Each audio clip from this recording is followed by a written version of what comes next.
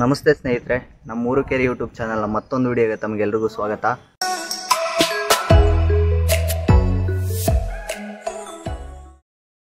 ನಾವಿವತ್ತು ಬಂದಿರೋದು ಗವಿಮಠ ಅಂತ. ನಮ್ಮ ಬಾಣಾವರದಿಂದ ಕೇವಲ 4 ಕಿಲೋಮೀಟರ್ ದೂರದಲ್ಲಿರೋ ಈ ಗವಿಮಠದ ಬಗ್ಗೆ ಕೆಲವೊಂದು ವಿಚಾರಗಳನ್ನ ತಿಳಿಸ್ಕೊಡೋದಕ್ಕೆ ನಿಮ್ಮ ಹತ್ರ ಬಂದಿದ್ದೀವಿ. ಗವಿಮಠದ ಬಗ್ಗೆ ನಮ್ಮ ಸ್ನೇಹಿತೊಬ್ಬರು ಒಂದೊಂದೇ ವಿಚಾರಗಳನ್ನ ನಿಮಗೆ ತಿಳಿಸ್ಕೊಡ್ತಾ ಹೋಗ್ತಾರೆ. ಏನೇನಂತ ಕೇಳ್ತಾ ಹೋಗೋಣ, ಬನ್ನಿ ಹೇಳಿ. ಇದು ಗುರುಸಿದ್ದಮಲ್ಲಯ್ಯ ಅವರು ಗದ್ದುಗೆ. ಇದು ಕೆರಗೋಡಿ ಸುಕ್ಷೇತ್ರ ಕೆರಗೋಡಿ ರಂಗಾಪುರದ ಮೂಲಪೀಠವಾಗಿದೆ. ಬಹಳ ಅದ್ಭುತವಾದ ರಮಣೀಯ ಒಂದು ಧಾರ್ಮಿಕ ಪುಣ್ಯಕ್ಷೇತ್ರ ಆಗಿದೆ. ಈ ಸದ್ಗುರುಗಳು ಇಲ್ಲಿ ಐಕ್ಯವಾಗಿದ್ದಾರೆ, ಲಿಂಗೈಕ್ಯ ಆಗಿದ್ದಾರೆ. ಈ ಮಠ ಶ್ರೀ ಗುರು ಸದ್ಗುರು ಸಿದ್ದಮಲ್ಲಯ್ಯ ಗದ್ದುಗೆ ಬಹಳ ಐತಿಹಾಸಿಕ ಮತ್ತು ಧಾರ್ಮಿಕ ಪುಣ್ಯಕ್ಷೇತ್ರ ಆಗಿದೆ. ಅವರ ಗದ್ದುಗೆ ಇದೆ. ಅಂದ್ರೆ ಮುಂಚೆ ಸ್ವಾಮಿಗಳು ಇಲ್ಲೇ ಇದ್ರು. ಮುಂಚೆ ಸ್ವಾಮಿಗಳು ಇಲ್ಲೇ ಇದ್ರು.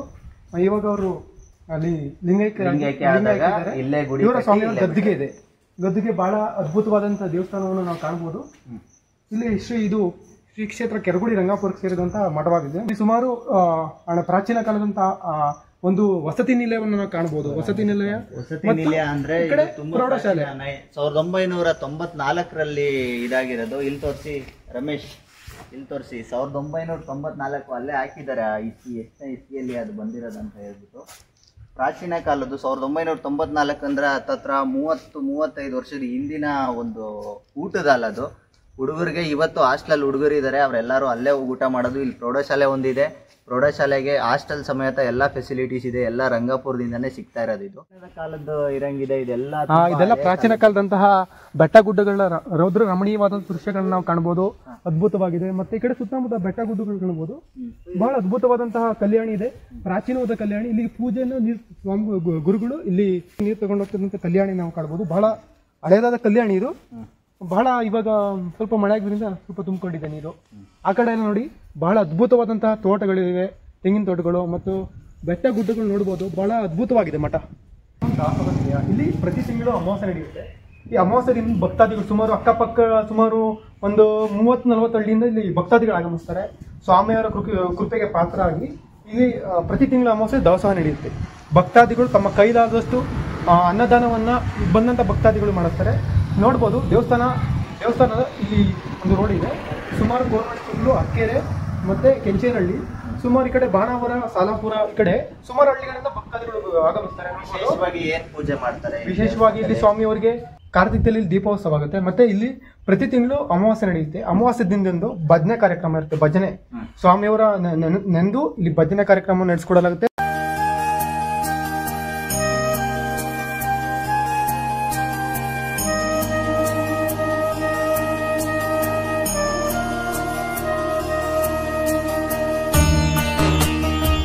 ನಾಗಪುಷ್ಪ ಮರ ಅಂತ, ಇದು ಅಪರೂಪದ ಮರ. ಇದು ಬಹಳ ಕಡೆ ಬಿಡಲ್ಲ, ಅಪರೂಪ ಬೆಟ್ಟ ಗುಡ್ಡಗಳ ಮಧ್ಯೆ ಬಿಡುವಂತ ಮರ. ಇದು ಮಠದ ಹತ್ರ ನೋಡ್ಬೋದು. ನೋಡಿ ಇಲ್ಲಿ ನಾಗಪುಷ್ಪ ಮರ ಅಂತಿದೆ. ಇದು ಶ್ರಾವಣ ಮಾಸದಲ್ಲಿ ಮಾತ್ರ ಅಂತಕ್ಕಂಥ ಹೂವು. ಇದು ಮೊಗ್ಗು ನೋಡ್ಬೋದು, ನೀವು ಕಾಯಿ ನೋಡ್ಬೋದು. ಅತ್ಯಂತ ಪ್ರಾಚೀನವಾದಂಥ ಮರ. ದೈವಿ ಸ್ಥಳಗಳಲ್ಲಿ ಮಾತ್ರ ಇಂಥ ಮರಗಳನ್ನ ಕಾಣಕ್ಕಾಗಲ್ಲ. ವರ್ಷಕ್ಕೊಂದೇ ಸಲ ಮರ ಬಿಡೋದು. ಏನಿದು ಬಹಳ ಹಳೆ ದೇವಸ್ಥಾನಗಳು ಇರಂಗಿದಾವೆ. ಯಾವ ದೇವಸ್ಥಾನ? ವೀರಭದ್ರೇಶ್ವರ ಸ್ವಾಮಿ ದೇವಾಲಯ. ಬಹಳ ಅದ್ಭುತವಾದಂಥ ಪ್ರಾಚೀನ ಶಿಲಾ ಮೂರ್ತಿ ನೋಡಬಹುದು. ವೀರಭದ್ರೇಶ್ವರ ಸ್ವಾಮಿ ಅವ್ರದ್ದು ಪ್ರಾಚೀನವಾದಂಥ ವಿಗ್ರಹ, ತುಂಬಾ ಹಳೆ ಕಾಲದ್ದು. ಸುಮಾರು ವರ್ಷಗಳ ಕಾಲದ್ದು ಸ್ವಾಮಿ ವಿಗ್ರಹ ನಾವು ಕಾಣಬಹುದು. ಬಹಳ ಅದ್ಭುತವಾಗಿದೆ. ಈ ಕಡೆ ಬನ್ನಿ, ಸ್ವಾಮಿಯ ಒಂದು ಗದ್ದುಗೆಯನ್ನು ನಾವು ದರ್ಶನ ಮಾಡೋಣ. ಬನ್ನಿ. ಬಹಳ ಗುಹೆ ಒಳಗಿದೆ.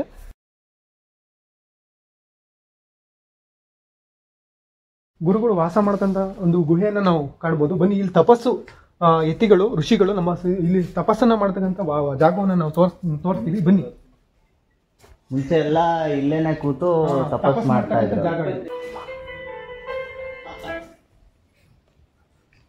ಈ ಸ್ವಾಮಿಗಳ ವಾಸಸ್ಥಾನವನ್ನು ಕಾಣಬಹುದು. ಅಲ್ಲಿ ಬಸವಣ್ಣನವ್ರನ್ನ ನೋಡ್ಬೋದು ನಾವು. ಬಸವಣ್ಣನ ಮೂರ್ತಿನ ನಾವು ಕಾಣಬಹುದಾಗಿದೆ.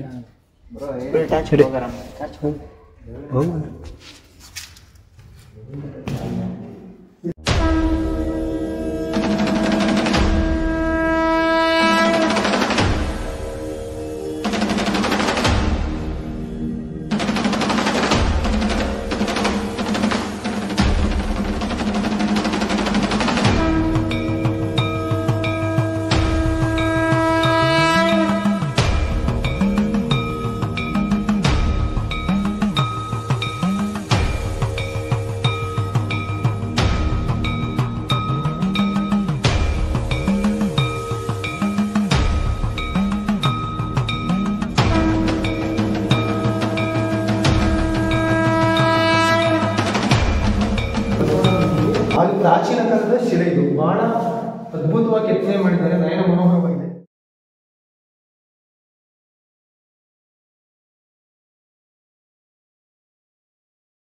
ಕಾಡಿನ ಪ್ರದೇಶದ ತರ ಇದೆ ಎಲ್ಲ, ಇದ್ರ ಒಳಗಡೆ ಎಲ್ಲ ಬಂದು ಇರ್ತಾ ಇದ್ರ? ಸ್ವಾಮಿಗಳು ಇಲ್ಲೇ ಇದ್ರು ಅಂತ ಪ್ರತೀತಿ ಇದೆ. ಪ್ರತೀತಿ ಇದೆ, ಸ್ವಾಮಿಗಳು ಇಲ್ಲಿ ಬಂದಿದ್ರು, ತಪಾಸನ್ನು ಆಚರಿಸಿದ್ರು ಅಂತ ಪ್ರತೀತಿ ಇದೆ. ನೋಡೋಣ ಬನ್ನಿ.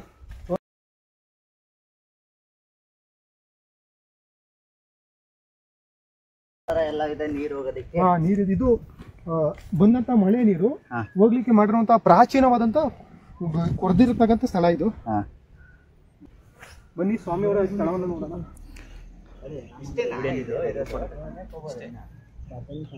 ನೋಡಿ, ಇಲ್ಲಿ ಬಸವಣ್ಣನ ಮೂರ್ತಿಯವ್ರನ್ನ ಕಾಣ್ಬೋದು. ಬಸವಣ್ಣನ ಮೂರ್ತಿ ಅತ್ಯಂತ ಪ್ರಾಚೀನವಾದೊಂದು ಸ್ಥಳವಾಗಿದೆ. ಗೌವಿ ಮಠ ಬೆಟ್ಟದ ಮೇಲಿಂದ ನೋಡ್ಲಿಕ್ಕೆ ಎಷ್ಟು ಅದ್ಭುತವಾಗಿ ಕಾಣ್ತಿದೆ ನೋಡಿ. ಸುತ್ತಮುತ್ತ ಮರಗಳು, ಬೆಟ್ಟಗಳು, ಸುತ್ತಮುತ್ತ ಆವರಿಸಿರುವಂತ ಬೆಟ್ಟಗಳು, ಮಧ್ಯದಲ್ಲಿ ಮಠ. ಇಲ್ಲಿ ನೋಡ್ಬೋದು ಮಠದ ಸುತ್ತಮುತ್ತ ಎಷ್ಟು ಬೆಟ್ಟಗಳಿವೆ, ಮರಗಳಿವೆ.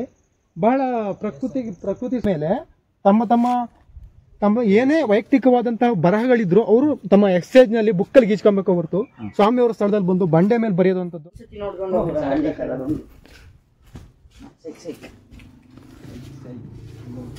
ಹೋಗ್ರಾ ನಿಮ್ಮ ಮುಂದೆ ನಡಿ ಪಂಚ ಕಟ್ಕೊಂಡೆ ನೋಡಿ, ಬರ್ಬೋದು. ಅದ್ಭುತವಾದಂತ ಕಾಡು ನೋಡಿ, ಬರ್ಬೋದು. ನೋಡಿ ಎಷ್ಟು ಮರ ಗಿಡಗಳಿವೆ. ಪ್ರಕೃತಿ ಸಭಿಕರಿಗೆ ಬಹಳ ಅದ್ಭುತವಾಗಿದೆ ಸ್ಥಳ. ಬಾಣಾವರದಲ್ಲಿ ಇರುವಂತ ಏಕೈಕ ಸ್ಥಳ ಇದು. 3 ಸತಿ ಹೇಳದ ಇದನ್ನೇ ಇರ್ಲಿ ಬಾರ ವಚ್ಚಿ ಸ್ವಾಮಿಯವರು ಇನ್ನೊಂದು ಗದ್ಗೆ ದರ್ಶನಕ್ಕಂತ ಹೋಗ್ತಾ ಇದೀವಿ. ನೋಡುವುದು ಎಷ್ಟೊಂದು ಮರ ಗಿಡಗಳಿವೆ. ನಿಗೂಢ ಉಂಟೆ ಮಕ್ಕಳಿಗೆಲ್ಲ ತರಿತಿತ್ತು ಅದು. ಅಯ್ಯಪ್ಪ ಹೇಗಿದೆ ತಡಿಯ ಮುಳ್ಳು ಚುಚ್ಚಲಿ ಹಿಂಗೆ ಚುಚ್ಚಿಯವಲ್ಲ ಅವು. ಬರೋಣ ಅಂತ ಕೊಡು ಬೇಗ, ಗುಹೆ ಚೆನ್ನಾಗಿದೆ.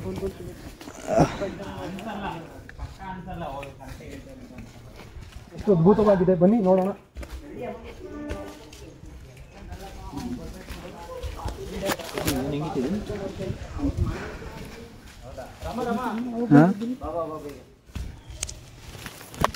ಏನ್ ಬಾಬಾ ಬಾಬಾ ವಿಡಿಯೋ ಇಲ್ಲಿ ಓ ಎಲ್ಲ ಬಸವಲಿಂಗ ಸ್ವಾಮೀಜಿಯವರು ಇದು 4ನೇ ಸ್ಥಳ ಇದೆ.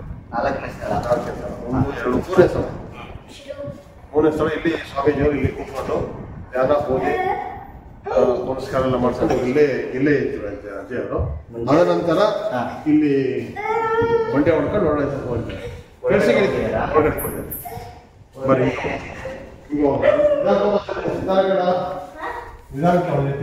ಅಲ್ಲ ಈ ಸ್ವಾಮಿಗಳ ಹೆಸರು ಬಸವಲಿಂಗ ಸ್ವಾಮಿಗಳು.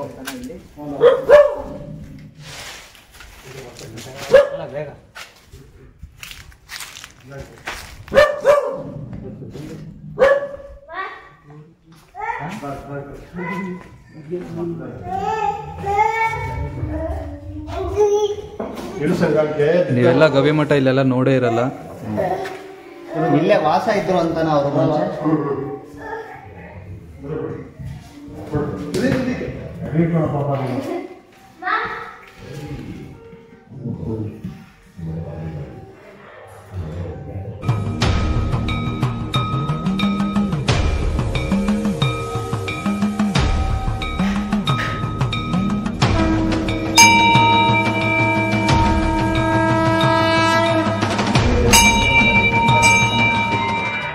ಬಸವಲಿಂಗ ಸ್ವಾಮಿಗಳು ಜೀವಂತ ಸಮಾಧಿಗೆ ಇಲ್ಲಿ ಇದು ಮೇಳಷ್ಟೇ ಗರ್ಭಾಂತರ, ಇದು ಕೆಳಷ್ಟೇ ಗರ್ಭಾಂತರ ಅಂಡರ್ಗ್ರೌಂಡ್.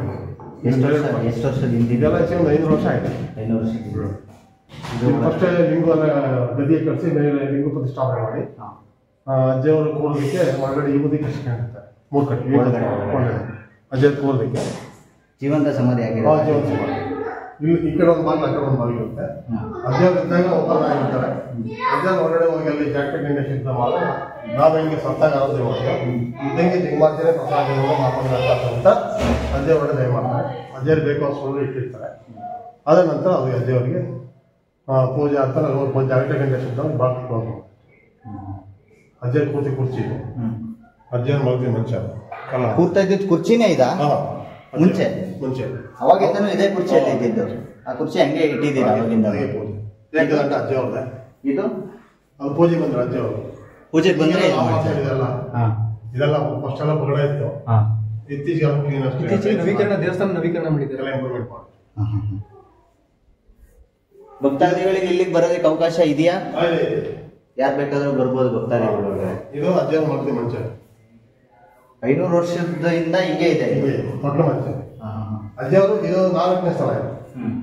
ಅವ್ರ ಐಕ್ಯವಾದ 5ನೇ ಸ್ಥಳ. ಅವ್ರು ಇಲ್ಲಿ ಕೂರ್ತಾ ಇದ್ರು. ಇವಾಗೆಲ್ಲ ಫುಲ್ ಕನ್ನಡ ಕಾಡಿದೆ. ಅವಾಗೇನಿರಲಿಲ್ಲ.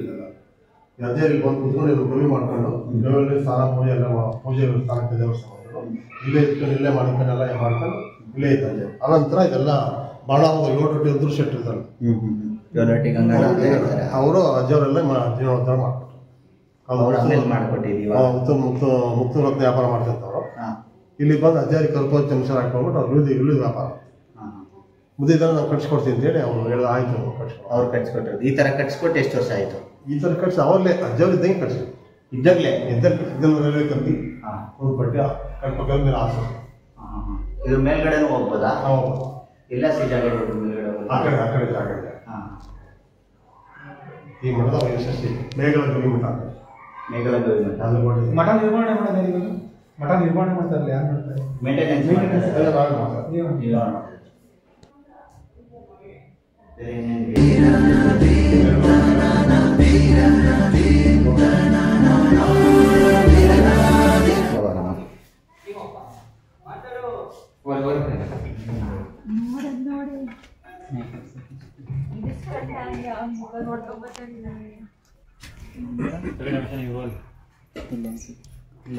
ಮೇಲೆ ಮೇಲೆ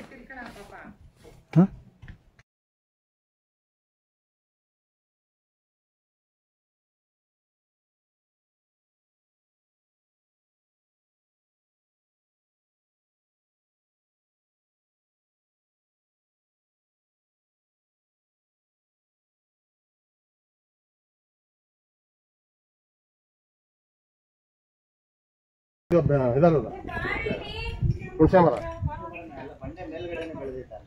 ಇಲ್ಲಿಂದ ಮಾಲೇಕಲ್ ತಿರುಪತಿ ಸಹ ಕಾಣುತ್ತೆ.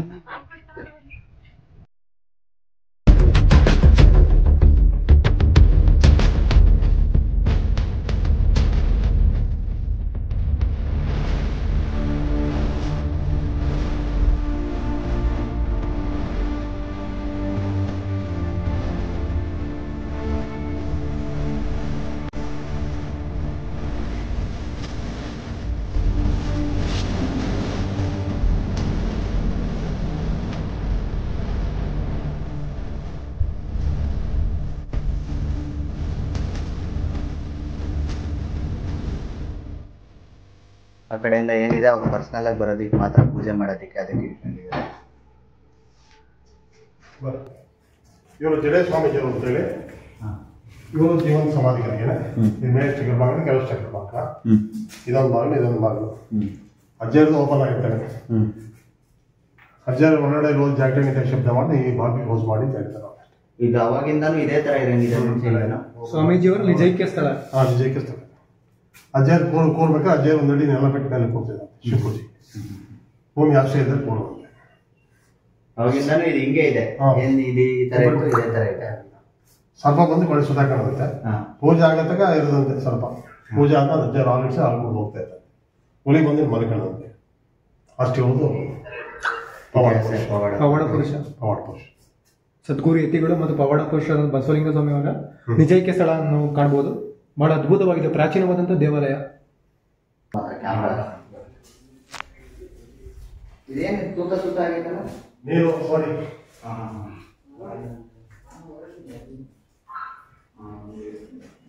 ಸೀಟು ವಿಶಾಲ ಕಾಲಿಗೆ ಹೊಡ್ಕೊಂಡಿದ್ದೆ.